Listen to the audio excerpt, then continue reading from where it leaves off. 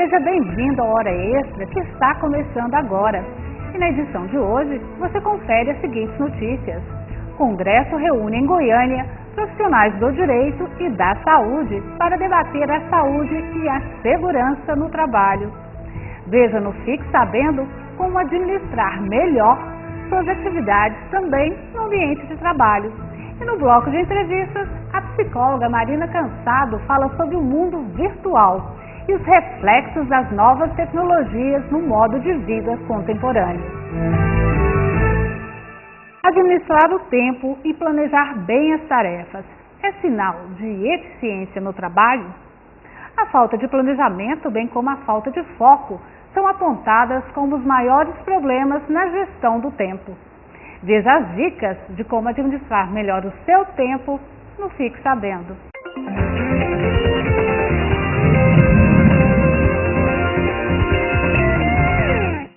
Ai, o tempo. Muitas vezes ele parece passar bem devagar, outras vezes bem depressa, que nem nos damos conta.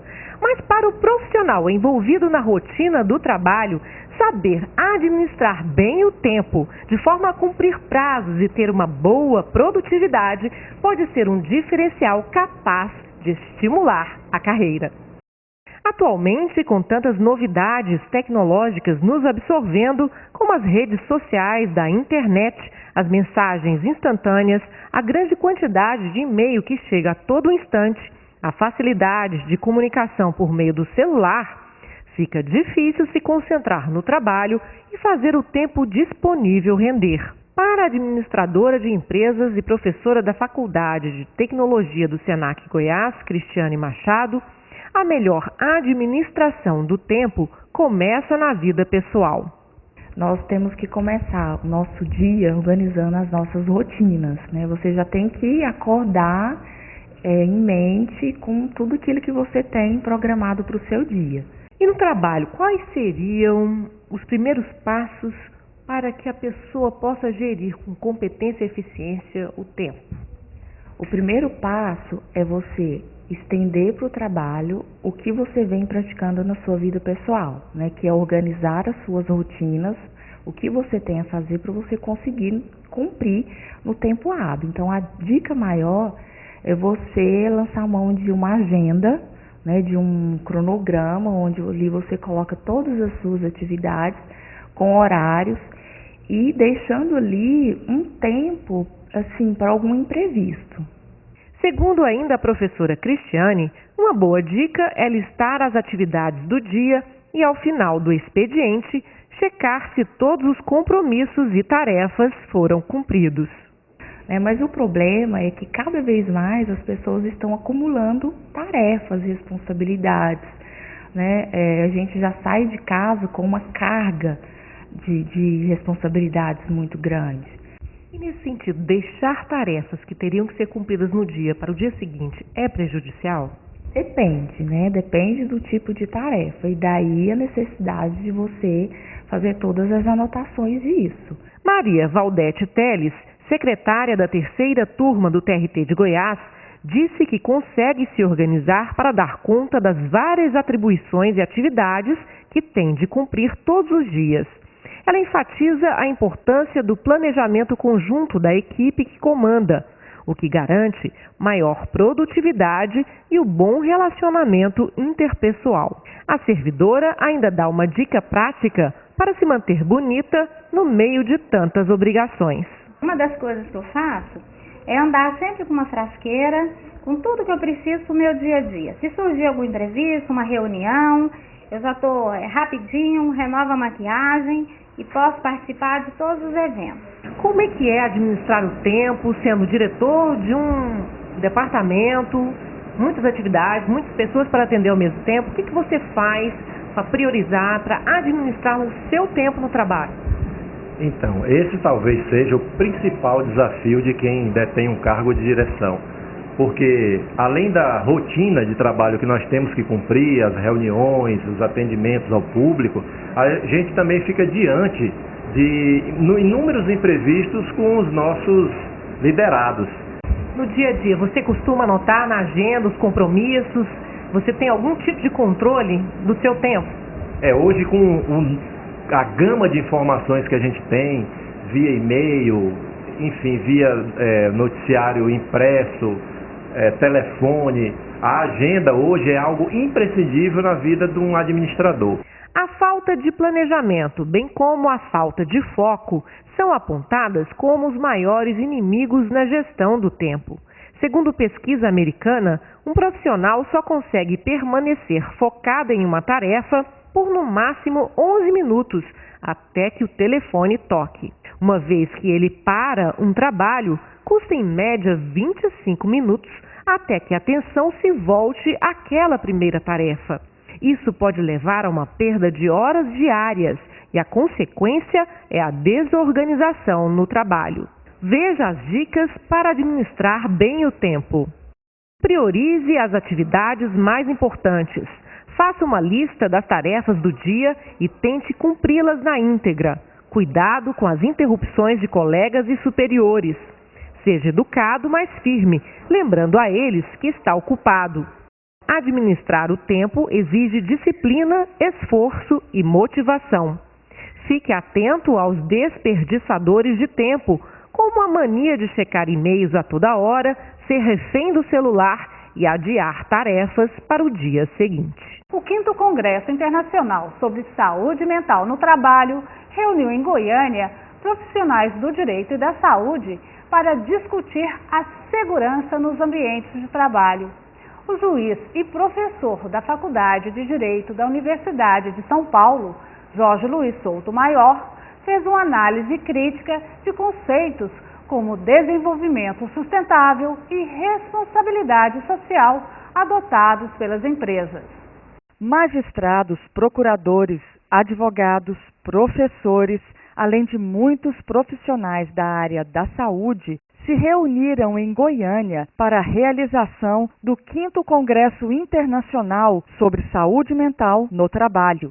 O objetivo do encontro é aumentar a compreensão sobre saúde e segurança nos ambientes de trabalho para que seja possível uma atuação preventiva. O congresso é promovido pelo Fórum sobre Saúde e Segurança do Trabalho no Estado de Goiás e pelo Instituto Goiano do Direito do Trabalho. O congresso tem uma importância fundamental para trazer ao público os debates e as discussões que são feitas mensalmente, bimestralmente no Fórum de Saúde e Segurança do Trabalho. Seja como professor ou como magistrado, Jorge Luiz Souto Maior tem buscado enfatizar o caráter humanista do direito do trabalho. Para ele, os trabalhadores são a parte mais prejudicada nas formas atuais de relação de emprego. Para o trabalhador, essa forma ela é complexa, porque ele faz com que o trabalhador introjete, né, para dentro de si, a palavra fica assim pleonasmo, mas para que seja bem compreendido, a lógica de que se ele vive um problema nas relações de trabalho, esse problema é uma situação, um problema localizado, é uma situação que decorre das suas ineficiências, das suas dificuldades, e, portanto, ele passa a não perceber, né, a lógica da exploração, porque ele tende a ver também a marca, a empresa, como uma entidade perfeita, como uma entidade que está ligada aos problemas da sociedade, como uma entidade assim, abstratamente considerada como uma coisa boa, digamos assim, né? Como isso se difunde muito midiaticamente, ele tende a não perceber mais a relação complexa que existe entre ele e essa própria empresa, e de que forma o seu trabalho é explorado, de que forma a empresa introjetou em todos os trabalhadores uma lógica de concorrência, que ele mesmo lhe falta percepção disso. Então, nessa perspectiva, a difusão dessas ideias, ela é mascaradora, mais ainda. De acordo com os organizadores do 5º Congresso Internacional sobre Saúde Mental no Trabalho, a grande participação dos agentes sociais responsáveis pela manutenção da saúde do trabalhador no encontro demonstra o avanço da sociedade na discussão do tema. E a seguir, confira a entrevista com a psicóloga Marina Cansado, que fala sobre o mundo virtual e os reflexos das novas tecnologias no modo de vida contemporâneo. Voltamos já.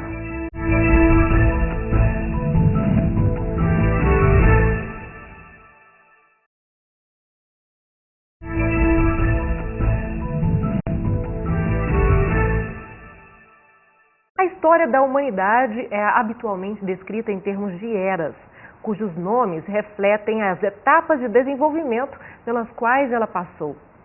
A Idade da Pedra, a Idade do Bronze, a Idade do Ferro, até chegarmos à Era Industrial, que estabeleceu os fundamentos de nossa sociedade moderna. Hoje chegamos a uma nova era, a da informação. Mas quais as consequências dessa nova vida virtual que passamos a levar? Sobre o assunto, conversamos hoje com a psicóloga Marina Cansado, que também é servidora do TRT de Goiás. Marina, seja bem-vinda novamente à Hora Extra. Muito obrigada. A internet e suas ferramentas têm mudado as relações de trabalho e sua organização.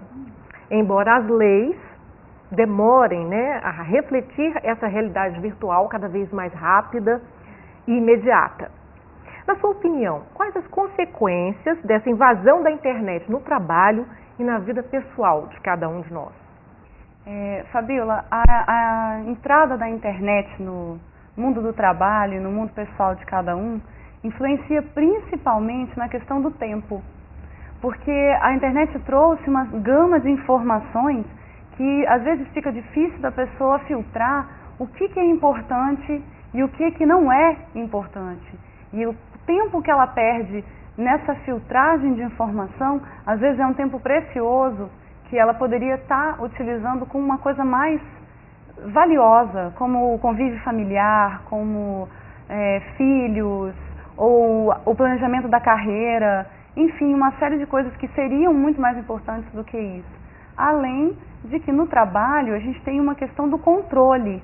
Até que ponto a internet às vezes pode ser uma forma diferente de controle. E as leis não acompanham na mesma velocidade que a tecnologia avança, E isso pode se tornar um problema, uma vez que uma série de questões, como o trabalho remoto, como você poder trabalhar no seu ambiente doméstico e ainda assim está sendo controlado questão de carga horária de trabalho, como fica a questão dos acidentes de trabalho, e há uma série de questões que as leis vão ter que tentar evoluir na velocidade da cibernética, o que é muito difícil.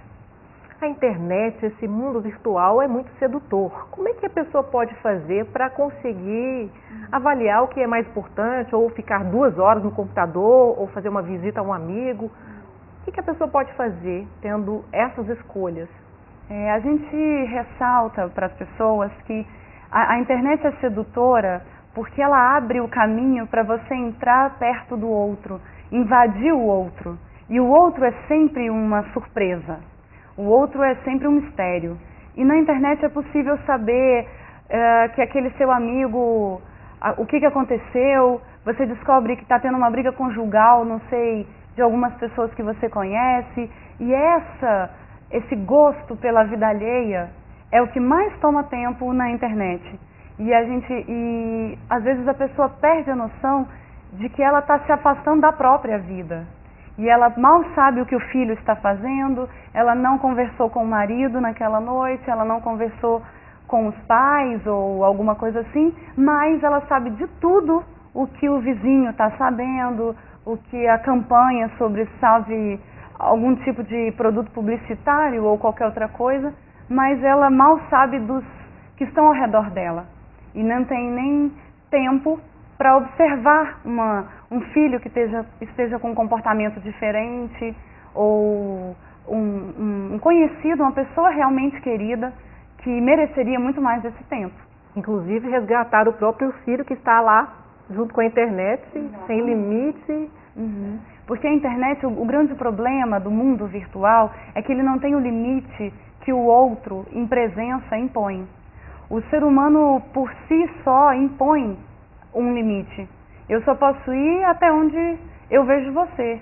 Então, a existência real, ela é realmente frustrante, porque se eu chego e você me diz que não, eu não tenho muito o que fazer. Agora, no ambiente virtual, esse limite ele é bem mais etéreo, porque não tem limite. Eu posso acessar uma rede social e entrar na sua página da rede social e eu sei tudo de você. Tudo, as suas questões pessoais, onde você trabalha, quais são seus gostos, os seus horários de trabalho, quais são seus autores favoritos. Eu acabo sabendo até do que você pensa, o que você acredita. E isso, às vezes, é muito sedutor, você não ter esse limite. Você vai até onde você quer. E isso é sempre muito fácil. Porque com o encontro real, eu só vou até onde você deixar. Isso também impede o contato verdadeiro, real. E na verdade, dificulta. Ele nunca vai substituir. O ser humano nunca vai deixar de ser humano. Em algum momento vai haver um contato. Tem que haver um contato. Fala-se muito nessa questão de que as pessoas talvez já nem sairiam de casa, ficariam só em relações virtuais, mas em algum momento tem que haver um encontro. Só que se isso não foi vivenciado ao longo de uma vida, e acho que essa é uma preocupação maior para os jovens e para as crianças, né, que elas se acostumem com esse contato virtual que é muito livre, mas em algum momento ela vai ter que encontrar o outro. E essa estranheza que o outro traz não deveria ser assim tão impactante, porque a gente vive com isso desde sempre. E com relação, Marina, às redes sociais, elas podem retirar a nossa privacidade e intimidade? Até que ponto? A questão das redes sociais hoje, ela tem sido estudada pelos antropólogos, sociólogos, hoje se importam muito em estudar, porque realmente é uma relativização da privacidade.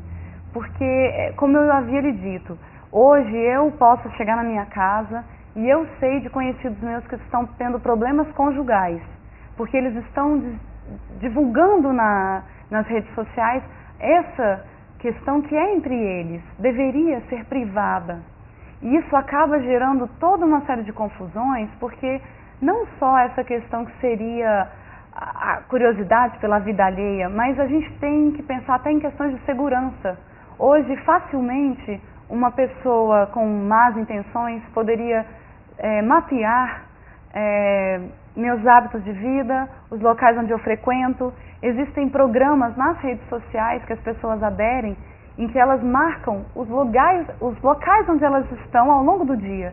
Você praticamente está... Os eventos, né? Os eventos onde você vai, e você praticamente está pedindo que alguma pessoa saiba que horas você não está em casa, que horas você está, quando o seu filho está sob supervisão ou não, quando você vai estar mais vulnerável ou não. Existe então um limite de uso da internet recomendado no trabalho e em casa? A internet é um mundo fascinante. É incrível você poder realizar um trabalho, fazer uma pesquisa e ver o que o mundo inteiro pensa sobre esse assunto. E isso é um privilégio. E nisso, a internet e toda a globalização veio a agregar valor. O que ela não pode, esse limite, seria daquele momento em que, de repente, você percebeu que você faz um tempo que você mal se dirige ao seu colega de trabalho, que você nem fala mais com o seu filho, com o seu marido, com os seus pais, aquelas pessoas importantes. Esse seria o limite. No momento em que isso se torna mais importante do que o contato verdadeiro e real, é porque alguma coisa não está certa. Né? Esse seria o limite, eu acredito. O bom senso e saber priorizar. De dar valor mais ao que está por perto de você. E utilizar essas ferramentas com o que ela tem de muito bom, que é trazer informações do mundo todo e trazer uma possibilidade de refletir sobre pontos de vista diferentes, mas não substituir o contato real com os outros que nos interessam, que fazem a nossa vida. Ok, no próximo bloco eu queria que você falasse um pouquinho mais sobre essa gestão do tempo, que inclusive foi objeto de palestra que você deu no TRT, um curso, uma oficina, né? Nós vamos para um rápido intervalo e voltamos já.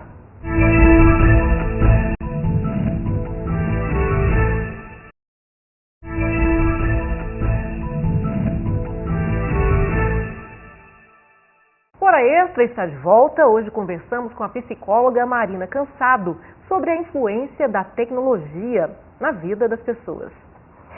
Marina, como o mundo virtual interfere na gestão do tempo? Esse foi o tema de uma oficina, inclusive, que você ministrou no TRT.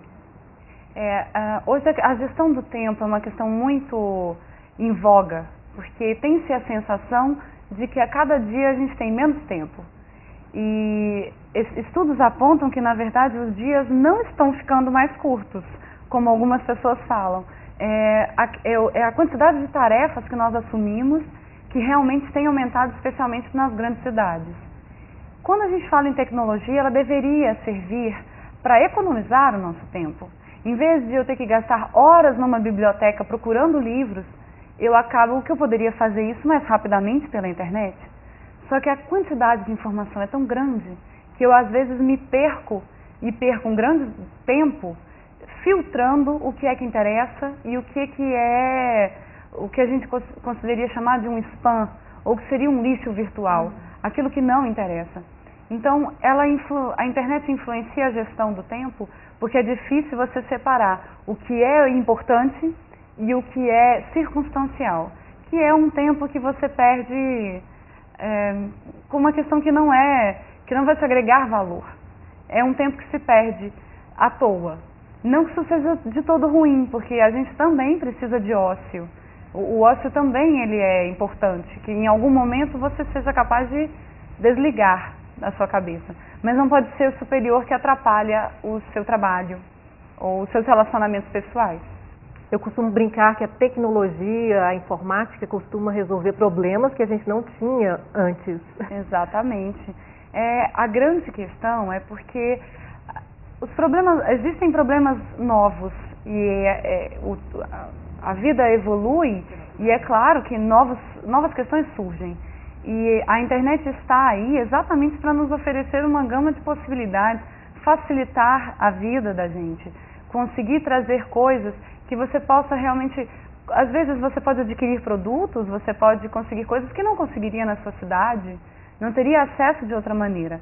A grande questão é saber filtrar o que é, na gestão do tempo, fala-se numa tríade, o que é urgente, o que é importante e o que é circunstancial, para saber gerir suas prioridades, estabelecer prioridades no tempo que se tem, porque estabelecendo prioridades é possível arranjar tempo para tudo, para atividade física, para uma boa alimentação, para o estudo, para os filhos, para a vida pessoal, para tudo, desde que se estabeleçam prioridades e não se perca tempo, por exemplo, com atividades que não vão agregar valor algum para a pessoa. E que é aquela atividade que depois que você executa, você se pergunta por que é que eu passei tanto tempo fazendo isso. Se você se perguntou isso é porque provavelmente aquela atividade era circunstancial. O que poderia ser urgente e não urgente para uma pessoa, por exemplo? A questão urgente é qualquer coisa que tem um prazo. Ela tem um prazo específico, bem determinado, que se não for cumprido naquele prazo, você vai ter consequências sérias sobre isso. E uma coisa importante é aquela coisa que tem valor para você. Em geral, uma coisa importante nem gera estresse. Porque se ela é importante, ela tem um valor para você. Então ela não é um fator estressor. Agora, se ela ganhou um prazo e ela tem que ser cumprida em determinado tempo, ela já não é importante, ela é urgente. Então, tem coisas, visitar alguém que você gosta, fazer uma atividade física ou buscar um médico, em geral, isso é só uma coisa importante. E essa coisa importante é que devia consumir cerca de 70% do nosso tempo. E cerca de 20% do nosso tempo devia estar envolvido em coisas urgentes e 10% em coisas circunstanciais, que são assistir um programa que você goste, ou mesmo frequentar redes sociais, ou realmente gastar um tempo mesmo, mas isso devia ser coisa de 10%. E as urgências deveriam ser no máximo 20%. O que a gente vê no mundo do trabalho é que se passa hoje em dia uma grande parte do tempo resolvendo sempre urgências. A gente está sempre atrasado, sempre cumprindo prazos e nunca fazendo o que realmente é importante no trabalho, que seriam coisas que dão prazer, que constroem a carreira e que fazem com que tenhamos prazer em trabalhar. Marina, muito obrigada por mais uma vez estar aqui conosco na Hora Extra. Eu agradeço. Hora Extra fica por aqui. Você pode acompanhar as notícias do TRT pelo site do TRT, pelo Twitter, pelo Facebook. Até a próxima semana e obrigada por sua atenção.